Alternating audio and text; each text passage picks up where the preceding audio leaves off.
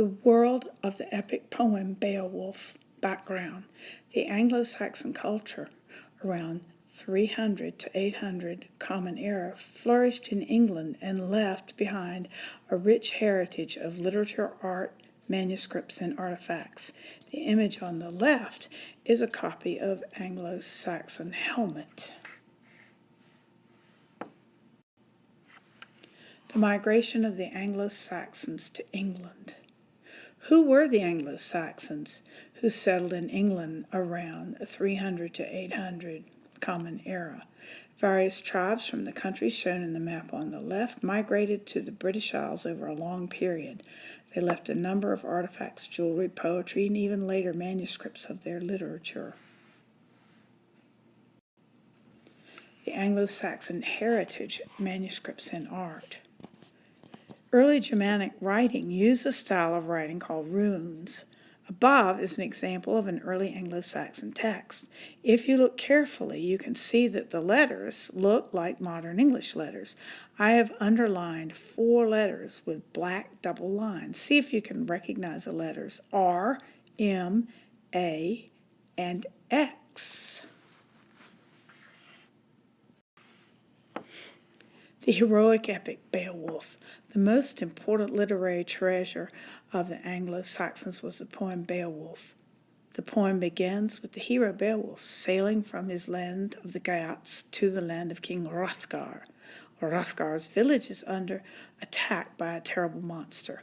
Of course, the brave hero Beowulf saves the land and is rewarded by the grateful King Hrothgar. His character and deeds embody the values of heroic conduct, generosity, and leadership. The image on the right is from the Bayeux Tapestry, circa 1017.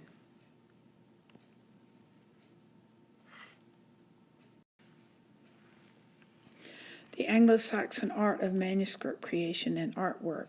Above is a picture on the right of King Alfred the Great. The image on the left shows a rather Roman-looking warrior who carries a shield and a sword and wears armor and a helmet. The text is in Latin, as most of the Anglo-Saxon epics and poems were transcribed by Christian monks who were trained scribes and artists.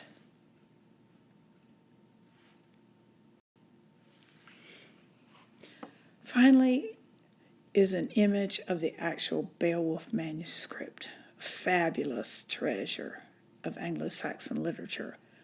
Beowulf in the modern English translation is given here.